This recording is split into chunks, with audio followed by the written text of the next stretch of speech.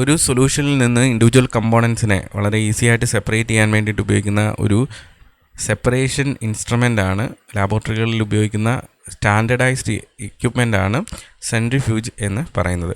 അപ്പോൾ ഈ സെഷനിൽ സെൻട്രിഫ്യൂജിൻ്റെ വർക്കിംഗ് പ്രിൻസിപ്പിൾ, അതിൻ്റെ പാർട്സ്, അതുപോലെ തന്നെ ടൈപ്സ്, ഇതുപോലുള്ള കാര്യങ്ങളാണ് അനലൈസ് ചെയ്യാൻ പോകുന്നത്. So centrifuge is an instrument that uses centrifugal force to separate particulate matter suspended in liquid. ഒരു ലിക്വിഡിലുള്ള പാർട്ടിക്കുലേറ്റ് മാറ്റർ, സോളിഡ് മാറ്ററിനെ സെൻട്രിഫ്യൂഗൽ ഫോഴ്സ് ഉപയോഗിച്ച് സെപ്പറേറ്റ് ചെയ്യാൻ സാധിക്കുന്ന ഒരു ഇൻസ്ട്രുമെൻ്റാണ് സെൻട്രിഫ്യൂജ് എന്ന് പറയുന്നത്. ഇതിൻ്റെ വർക്കിംഗ് പ്രിൻസിപ്പിൾ നമുക്ക് ബേസിക്കായിട്ടൊന്ന് അനലൈസ് ചെയ്തിട്ട് അതിൻ്റെ ഡീറ്റെയിൽസിലേക്ക് പോകാം.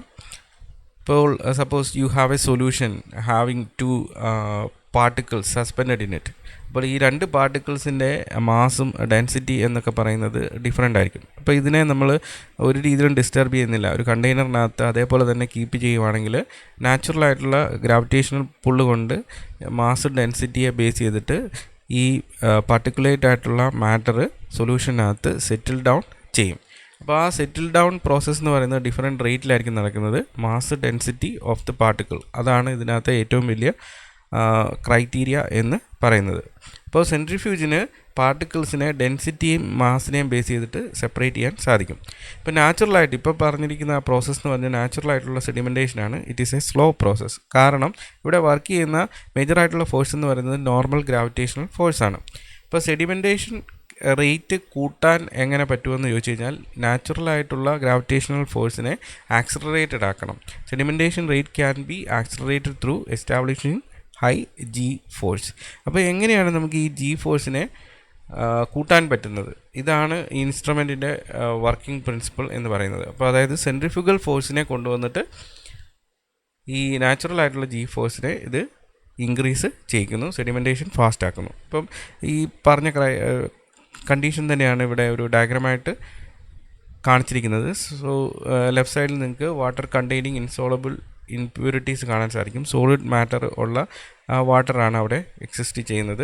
അതിനകത്തുള്ള കോമ്പോണൻസ് നാച്ചുറലായിട്ട് സെറ്റിൽ ചെയ്യാൻ വേണ്ടിയിട്ട് സമയം കൊടുക്കുകയാണെങ്കിൽ കുറേയേറെ സമയമെടുത്ത് ഗ്രാവിറ്റേഷണൽ പുള്ള് കൊണ്ട് അതിൻ്റെ മാസ് ഡെൻസിറ്റി അനുസരിച്ചിട്ട് അതിനെ ഡിപ്പെൻഡ് ചെയ്തിട്ട് ടൈം എടുത്ത് ആ ഇൻസോലബിൾ ഇംപ്യൂരിറ്റീസ് സെറ്റിൽ ഡൗൺ ചെയ്യും. പക്ഷേ അതിന് സമയമെടുക്കും എന്നുള്ളതാണ് അതിനകത്തുള്ളൊരു പ്രശ്നം എന്ന് പറയുന്നത്. അപ്പോൾ നമുക്ക് ലാബോറട്ടറിയിൽ ഏതെങ്കിലുമൊക്കെ വർക്ക് ചെയ്യണമെങ്കിൽ നമുക്ക് ഒരു സൊല്യൂഷനകത്തുള്ള കമ്പോണൻസിനെ നമുക്ക് സെപ്പറേറ്റ് ചെയ്ത് എടുക്കണമെങ്കിൽ ആ കമ്പോണൻ്റ് എന്ന് പറയുന്നത് ഒരു മാസ് ഡെൻസിറ്റി വൈസ് ഇതേപോലെ വാട്ടറിനകത്ത് സസ്പെൻഡ് ചെയ്ത് എടുക്കുന്ന വലിയ സോളിഡ് പാർട്ടിക്കിൾസോ ഒന്നും ആയിരിക്കില്ല. അപ്പോൾ അതിൻ്റെ സൈസ്, മാസ് എന്നൊക്കെ പറയുന്നത്, ഡെൻസിറ്റി എന്നൊക്കെ പറയുന്നത് വളരെ കുറവായിരിക്കും. അപ്പം ഒരു അൾട്രാ ഫോഴ്സ് ജനറേറ്റ് ചെയ്താൽ മാത്രമേ ഉള്ളൂ, ഗ്രാവിറ്റേഷനെ ഓവർകം ചെയ്യുന്ന അല്ലെങ്കിൽ ഗ്രാവിറ്റേഷനെ ആക്സിലറേറ്റ് ചെയ്യുന്നൊരു ഫോഴ്സ് ജനറേറ്റ് ചെയ്താൽ മാത്രമേ ഉള്ളൂ ഇങ്ങനെയൊക്കെയുള്ള ചെറിയ മറ്റീരിയൽസ് അതിൻ്റെ സെഡിമെൻറ്റേഷൻ ബേസ് ചെയ്തിട്ട് സെറ്റിൽ ഡൗൺ ചെയ്യത്തുള്ളൂ. അപ്പോൾ ഇതാണ് ഈ സെൻട്രിഫ്യൂജ് ഉപയോഗിക്കുന്നത്, അല്ലെങ്കിൽ സെൻട്രിഫ്യൂജിൻ്റെ വർക്കിംഗ് പ്രിൻസിപ്പിൾ അവിടെയാണ് വരുന്നത്. അപ്പോൾ സെൻട്രിഫ്യൂജിൻ്റെ ബേസിക് ആയിട്ടുള്ള വർക്കിംഗ് പ്രിൻസിപ്പിൾ ഏകദേശം മനസ്സിലായെന്ന് വിചാരിക്കുന്നു. ഇനി നമുക്ക് പാർട്സ് ഓഫ് സെൻട്രിഫ്യൂജ്, എങ്ങനെയാണ് ഇത് ഹൈ ഒരു സെൻട്രിഫ്യൂഗൽ ഫോഴ്സ് ജനറേറ്റ് ചെയ്യുന്നത് എന്നുള്ളത് ഈ പാർട്സ് നോക്കി മനസ്സിലാക്കിയെടുക്കാം.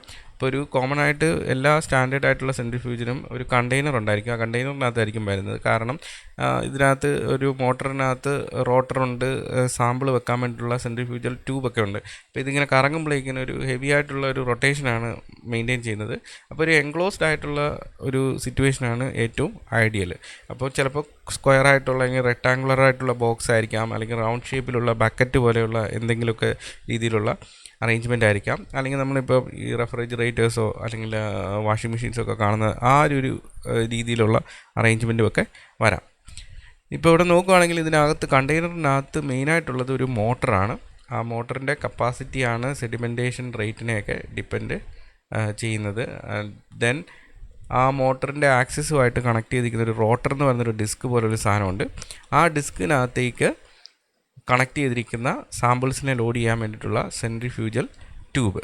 ഇത്രയൊക്കെയാണ് ഇതിൻ്റെ അകത്തെ മേജറായിട്ടുള്ള അകത്തുള്ള ഇൻറ്റീരിയറിലുള്ള കമ്പോണൻസ് എന്ന് പറയുന്നത്. പിന്നെ എക്സ്റ്റീരിയറിൽ ഇതിൻ്റെ ആർ പി എം എന്ന് പറഞ്ഞാൽ വളരെ ഇമ്പോർട്ടൻ്റ് ആയിട്ടുള്ള ഒരു ഇതാണ്, ക്രൈറ്റീരിയ ആണ്. റെവല്യൂഷൻ പെർ മിനിറ്റ് എന്നാണ് പറയുന്നത്. എല്ലാ മോട്ടറിൻ്റെയും അതിൻ്റെ എഫിഷ്യൻസി എന്ന് പറയുന്നത് ആർ പി എമ്മുമായിട്ട് കോറിലേറ്റഡ് ആണ്.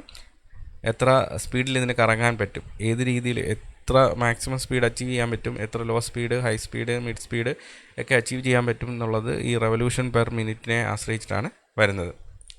അപ്പം നമ്മൾ നേരത്തെ പറഞ്ഞു സെൻട്രിഫ്യൂജിനകത്ത് ഈ മോട്ടറിൻ്റെ ആക്സിസുമായിട്ട് കണക്ട് ചെയ്തിരിക്കുന്ന റോട്ടറിൽ ഫിക്സ് ചെയ്തിരിക്കുന്ന സാമ്പിൾ സെൻട്രിഫ്യൂജൽ ട്യൂബിനകത്ത് സാമ്പിൾസ് ലോഡ് ചെയ്ത് കറക്കുമ്പോൾ അവിടെ ആക്ച്വലി ജി ഫോഴ്സ് വളരെയധികം ആക്സിലറേറ്റ് ചെയ്യുകയാണ് ചെയ്യുന്നത്.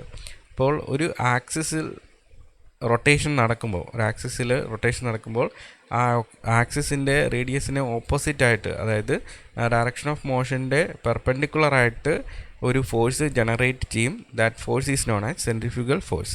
അത് വളരെ ഹെവി ആയിട്ടുള്ളൊരു ഫോഴ്സാണ്. നാച്ചുറലായിട്ടുള്ള ജി ഫോഴ്സിനേക്കാളും ഗ്രാവിറ്റി ഫോഴ്സിനേക്കാളും വളരെയധികം ആക്സിലറേറ്റഡ് ആയിട്ടുള്ള ഒരു മാഗ്നിറ്റ്യൂഡുള്ള ഫോഴ്സാണ് അത്. അപ്പം ഇത് ഇങ്ങനെ ഒരു ആക്സിലറേറ്റഡ് ആയിട്ടുള്ള ജി ഫോഴ്സ് ജനറേറ്റ് ചെയ്യണമെങ്കിൽ അതിനകത്ത് ഇമ്പോർട്ടൻ്റ് ആയിട്ടുള്ള 2 ഘടകങ്ങളാണ് ഉള്ളത്. ഒന്ന് മോട്ടറിൻ്റെ സ്പീഡ് എന്ന് പറയുന്നത് അതിൻ്റെ റെവല്യൂഷൻസ് പെർ മിനിറ്റിനെ ആശ്രയിച്ചാണ് ഇരിക്കുന്നത്. അപ്പോൾ അത് വളരെ പതുക്കെ കറങ്ങിക്കഴിഞ്ഞാൽ ഒരു ആക്സിലറേറ്റഡ് ആയിട്ടുള്ള ജി ഫോഴ്സ് ജനറേറ്റ് ചെയ്യാൻ പറ്റില്ല. സെൻട്രിഫ്യൂഗൽ ഫോഴ്സ് എന്ന് പറയുന്നത് വളരെ ഫീബിളായിരിക്കും. അപ്പോൾ നല്ല സ്പീഡിൽ തന്നെ ഇത് കറങ്ങണം. പിന്നെ ഉള്ളതെന്ന് പറഞ്ഞാൽ ആക്സിസും പിന്നെ ഈ സാമ്പിളും ലോഡ് ചെയ്യാൻ വേണ്ടിയിട്ട് ഉള്ള ആ സെൻട്രിഫ്യൂഗൽ ട്യൂബും തമ്മിലുള്ള ഡിസ്റ്റൻസ്, അത് ആ റേഡിയസ് എന്ന് പറയുന്നത് വളരെ ഇമ്പോർട്ടൻ്റ് ആണ്. ആ റേഡിയസിൻ്റെ ആ ഗ്യാപ്പ് ഡിസ്റ്റൻസ് കൂടുകയാണെങ്കിൽ എഗെയിൻ സെൻട്രിഫ്യൂഗൽ ഫോഴ്സിൻ്റെ ജനറേറ്റ് ചെയ്യുന്ന ഫോഴ്സിൻ്റെ മാഗ്നിറ്റ്യൂഡ് കൂടുതലായിരിക്കും. അപ്പം 2 കാര്യങ്ങളെയാണ് ഡിപ്പെൻഡ് ചെയ്യുന്നത് സെൻട്രിഫ്യൂഗൽ ഫോഴ്സ്. ഒന്നാമത്തത് മോട്ടറിൻ്റെ എഫിഷ്യൻസി, റെവല്യൂഷൻസ് പെർ മിനിറ്റ്. രണ്ടാമത്തത് അതിൻ്റെ ആ റേഡിയസ്, റൊട്ടേഷൻ്റെ റേഡിയസ്, അതിൻ്റെ ആ റേഡിയസിന് എത്ര മാഗ്നിറ്റ്യൂഡ് വരുന്നുണ്ടെന്നുള്ളത്. പിന്നെ പല രീതിയിലുള്ള ഓറിയൻറ്റേഷനിൽ ഈ സാമ്പിൾസ് സെൻട്രിഫ്യൂഗൽ ട്യൂബിനകത്ത് ലോഡ് ചെയ്യാം. സെൻട്രിഫ്യൂഗൽ ട്യൂബിൻ്റെ ഓറിയൻറ്റേഷൻ സാധാരണ രീതിയിൽ ഇങ്ങനെ ഒരു ഇൻക്ലൈൻഡ് ആയിട്ടുള്ളൊരു 45 ഡിഗ്രി ആംഗിൾസിലൊക്കെയാണ് വരുന്നത്. ഇനി ഫ്രീ ആയിട്ട് സ്പൺ ചെയ്യുന്ന തരത്തിലുള്ള അറേഞ്ച്മെൻറ്റും ഉണ്ട്. ചുമ്മാ ഇത് സസ്പെൻഡഡ് ആയിട്ട് ഉള്ള രീതിയിൽ ഈ ട്യൂബ് വരും. ട്യൂബിനകത്ത് ഇട്ട് കഴിയുമ്പോഴേക്കിന് ഇത് ഇങ്ങനെ ഹൊറിസോണ്ടൽ പൊസിഷനിലേക്ക് വന്ന് അത് കറങ്ങും. ഇനി വെർട്ടിക്കലായിട്ട് സെൻട്രിഫ്യൂഗൽ ട്യൂബ് വരുന്ന അറേഞ്ച്മെൻറ്റും എക്സിസ്റ്റ് ചെയ്യുന്നുണ്ട്. ഇനി ഡിഫറൻഷ്യൽ സെൻട്രിഫ്യൂഗേഷൻ എന്ന് പറയുന്നൊരു ടൈപ്പിനെ നമുക്ക് പരിചയപ്പെടാം. ഡിഫറൻഷ്യൽ സെൻട്രിഫ്യൂഗേഷൻ എന്ന് പറയുന്നത് ഒരു ക്രൂഡ് എക്സ്ട്രാക്റ്റിനെ അത് ഹോമോജിനേറ്റ് ആക്കി അതിനെ പല RPM പല ടൈമിൽ കറക്കുകയാണെങ്കിൽ അതിനകത്തുള്ള കോമ്പോണൻസ് സൈസ് ഡെൻസിറ്റിയെ ബേസ് ചെയ്തിട്ട് പല സ്റ്റേജുകളായിട്ട് നമുക്ക് സെപ്പറേറ്റ് ചെയ്ത് എടുക്കാൻ പറ്റും. അപ്പം സബ്സെല്ലുലാർ ആയിട്ടുള്ള ഓർഗനൽസിനെയൊക്കെ സെപ്പറേറ്റ് ചെയ്യാൻ വേണ്ടിയിട്ടുള്ള ഒരു ടെക്നിക്കായിട്ടാണ് ഈ ഡിഫറൻഷ്യൽ സെൻട്രിഫ്യൂഗേഷൻ വരുന്നത്. അപ്പോൾ ഇവിടെ നോക്കുകയാണെങ്കിൽ ഇവിടെ ആദ്യമേ സാമ്പിൾസ് ഫിൽട്ടേർഡ് ഹോമോജിനേറ്റ് 10 മിനിറ്റ് 600 ജിക്ക് കറസ്പോണ്ടിങ് ആയിട്ട് ഒരു RPM ഉണ്ടായിരിക്കും. അപ്പോൾ അത്രയും ഫോഴ്സ് ജനറേറ്റ് ചെയ്യാൻ വേണ്ടിയിട്ടുള്ള ഒരു RPMൽ 10 മിനിറ്റ് കറക്കുന്നു. അപ്പോൾ അങ്ങനെ സ്പൺ ചെയ്തതിന് ശേഷം അവിടെ സെഡിമെൻ്റ് ചെയ്യുന്നത് ന്യൂക്ലിയസ് ആണ്. ന്യൂക്ലിയസ് ഹെവി ആയതുകൊണ്ട് 10 മിനിറ്റ് കറക്കുമ്പോൾ തന്നെ ന്യൂക്ലിയസ് സെപ്പറേറ്റഡ് ആകുന്നു. ഇനി അടുത്ത് ചെയ്യേണ്ടത് പറഞ്ഞാൽ ഇതിനകത്തെ സൂപ്പർനേറ്റൻ്റ് ന്യൂക്ലിയെ കിട്ടി. ആ സൂപ്പർനേറ്റൻറ്റിനെ എടുത്തിട്ട് 5 മിനിറ്റ്സ് 15,000 ജിയിൽ അത്രയും RPMൽ കറക്കുക, സെൻട്രിഫ്യൂഗിൽ കറക്കുക. അപ്പോൾ മൈറ്റോകോൺഡ്രിയ, ക്ലോറോപ്ലാസ്റ്റ്, ലൈസോസോം, പെറോക്സിസോംസ് ഒക്കെ സെപ്പറേറ്റഡ് ആയിട്ട് വരും, സെറ്റിൽ ഡൗൺ ചെയ്യും. ഇനി അഗെയിൻ സൂപ്പർനേറ്റൻ്റ് മുകളിലുള്ള ഭാഗം അടുത്ത് ഏകദേശം 100,000 ജി 60 മിനിറ്റ്സിലോട്ട് കറക്കുകയാണെങ്കിൽ പ്ലാസ്മ മെംബ്രെയിൻ, മൈക്രോസോമൽ ഫ്രാക്ഷൻസ്, അതൊക്കെ റൈബോസോംസ് ഇതൊക്കെ സെപ്പറേറ്റഡ് ആവും.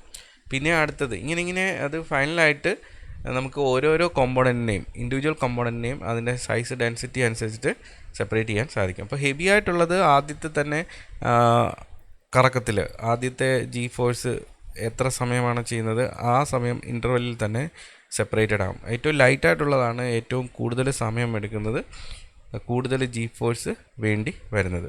ഇതാണ് ഡിഫറൻഷ്യൽ സെൻട്രിഫ്യൂഗേഷൻ എന്ന് പറയുന്നത്. ഇനി അടുത്തതാണ് ഡെൻസിറ്റി ഗ്രേഡിയൻറ്റ് സെൻട്രിഫ്യൂഗേഷൻ. ഇപ്പോൾ ഡെൻസിറ്റി ഗ്രേഡിയൻറ്റ് സെൻട്രിഫ്യൂഗേഷൻ എന്ന് പറയുന്നത് ആദ്യമേ തന്നെ ഈ സെൻട്രിഫ്യൂഗൽ ട്യൂബിനകത്ത് നമ്മളൊരു ഡെൻസിറ്റി ഗ്രേഡിയൻറ്റ് ക്രിയേറ്റ് ചെയ്യും. ഇപ്പോൾ ഇവിടെ കാണിച്ചിരിക്കുന്ന പോലെ തന്നെ ആദ്യമേ ഒരു സുക്രോസ് സൊല്യൂഷൻ്റെ ഡെൻസിറ്റി ഗ്രേഡിയൻ്റ് ആണ് എസ്റ്റാബ്ലിഷ് ചെയ്യുന്നത്. അതായത് 20% സുക്രോസ് ഏറ്റവും ബോട്ടത്തിലും അതിൻ്റെ തൊട്ട് മുകളിലായിട്ട് 5% സുക്രോസും വരുന്ന രീതിയിൽ, അതായത് 20% സുക്രോസ് ഈ സെൻട്രിഫ്യൂഗൽ ട്യൂബിൻ്റെ താഴേക്ക് കൊടുക്കുന്നു, അത് കഴിഞ്ഞ് 5% സുക്രോസ് കൊടുക്കുന്നു.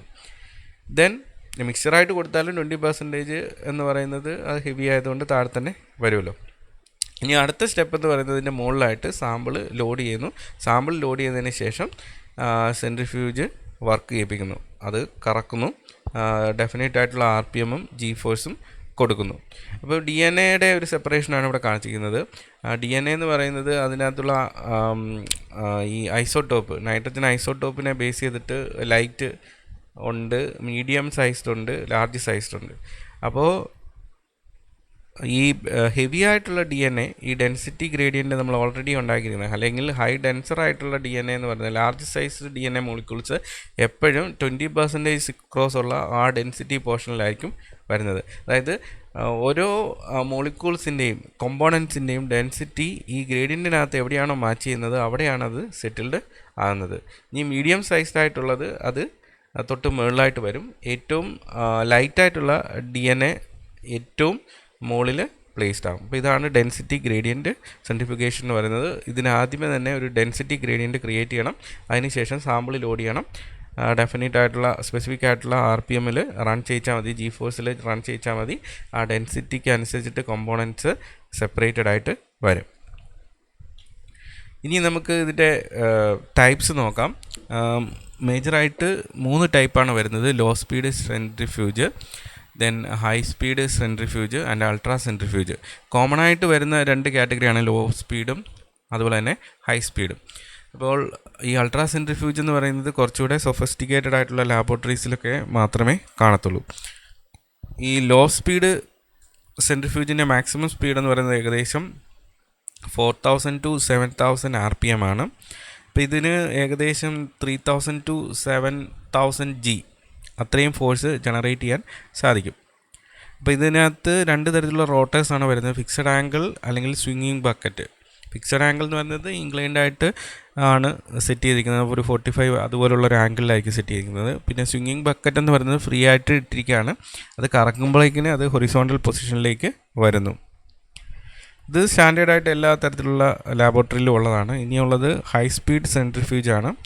അപ്പോൾ അതിൻ്റെ മാക്സിമം സ്പീഡ് എന്ന് പറയുന്നത് ഏകദേശം 25,000 RPM ഒക്കെ വരുന്നു.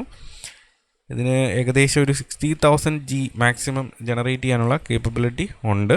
അപ്പോൾ ഇത്രയും RPM ഒരു സാധനം കറങ്ങുമ്പോൾ, മോട്ടോർ കറങ്ങുമ്പോൾ ഉറപ്പായിട്ടും ഹീറ്റ് ജനറേറ്റഡ് ആവും. അപ്പോൾ പ്രോപ്പറായിട്ട് ആ ഹീറ്റ് ജനറേറ്റ് ചെയ്യുമ്പോൾ അതിനെ ഡിസിപ്പേറ്റ് ചെയ്യാൻ വേണ്ടിയിട്ടുള്ള കൂളിംഗ് സിസ്റ്റം, അത് ഹാം ഉണ്ടാക്കാതിരിക്കാൻ വേണ്ടിയിട്ടുള്ള കൂളിംഗ് സിസ്റ്റം അതിനകത്ത് തന്നെ ഉണ്ടായിരിക്കണം. എയറുമായിട്ട് ഈ പറഞ്ഞ സെൻട്രിഫ്യൂഗൽ ട്യൂബ് കറങ്ങുമ്പോൾ ഉണ്ടാകുന്ന ഫ്രിക്ഷനാണ് ഹീറ്റ് ജനറേറ്റ് ചെയ്യാൻ കാരണം. അപ്പോൾ അതിനെ റെഡ്യൂസ് ചെയ്യാൻ വേണ്ടിയിട്ടുള്ള റെഫ്രിജറേഷൻ മെക്കാനിസം ഇതിനകത്ത് തന്നെ ഉണ്ടായിരിക്കും. ഇനി അടുത്തതാണ് അൾട്രാ സെൻട്രിഫ്യൂജ് എന്ന് പറയുന്ന കാറ്റഗറി. അപ്പോൾ ഈ 2 ടൈപ്പിനേക്കാളിലും സ്ട്രോങ്ങർ ആയിട്ടുള്ള ജി ഫോഴ്സും RPM മെയിൻറ്റെയിൻ ചെയ്യാൻ പറ്റുന്നതാണ് ഇത്. അൾട്രാ സെൻട്രിഫ്യൂജിന് 70,000 RPM ഏകദേശം ഒരു 5 lakh G ജനറേറ്റ് ചെയ്യാനുള്ള കേപ്പബിലിറ്റി ഉണ്ട്. അപ്പോൾ ഇത് വലിയ സോഫിസ്റ്റിക്കേറ്റഡ് ആയിട്ടുള്ള ലാബോറട്ടറീസിൽ മാത്രമേ ഉള്ളൂ അവൈലബിൾ ആയിട്ട് വരത്തുള്ളൂ. ഹൈ കോസ്റ്റ് ഉണ്ട്, വളരെ പ്രൈസി ആയിട്ടുള്ളൊരു എക്യുപ്മെൻ്റ് ആണ്. പിന്നെ മെയിൻ്റനൻസ് എന്ന് പറയുന്നത് വളരെ കെയർഫുൾ ആയിരിക്കണം.